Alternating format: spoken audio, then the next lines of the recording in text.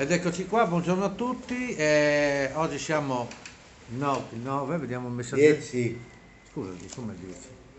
È il 10? È il Io 10, no. ah sì, perché il 9 l'Inter è fuori dalla Coppa Italia. Scusate che ieri. Vabbè, dai, sì, Immeritatamente. meritatamente, però 0-0, eccetera, eccetera. Allora, volevo soltanto, salve, poi arrivano i clienti, volevo soltanto dire, siamo sempre le tre sorelle, gli amici Paolo e Vincenzo sempre con noi.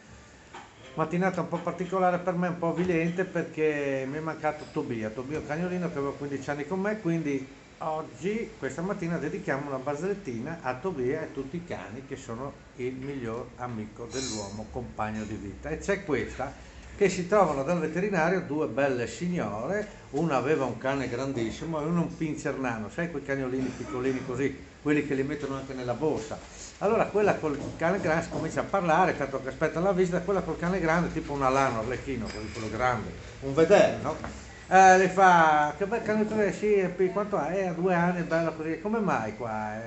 Sa, io abito in Piazza Alcella, a Udine, in condominio, porto giù a fare la pipì, la cacchina, la mattina, così là, però adesso mi è entrato in amore, mi comincia, tac, mi si scappa, mi si attraversa la strada, allora sa cosa, non ho capito, sono qua, così là, allora mi ha detto il veterinario, guarda, è meglio che lo castriamo, perché se mi scappa, Una insomma, è creatura. come un figlio per me, sì. E lei, quel bel cane là, sa l'altra settimana, quel caldone, allora io abito a Paderno, da quella con la piscina, ero lì, sa, che prendevo il sole, così là, era che prendevo su per terra e sento, sa, tututun, tututun, tututun, e il cane, non so, mi ha preso per dietro e... Porca miseria! Ah, qui allora innamora anche lui, è qua per farlo castrare. No, no, sono qua per fargli tagliare le unghie che mi ha graffiato tutta la schiena.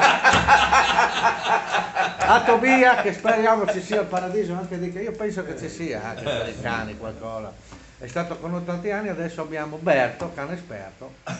Un saluto a tutti e le unghie, se sei lunghe, grazie. Ciao a tutti, alla prossima, sempre Forza Juve.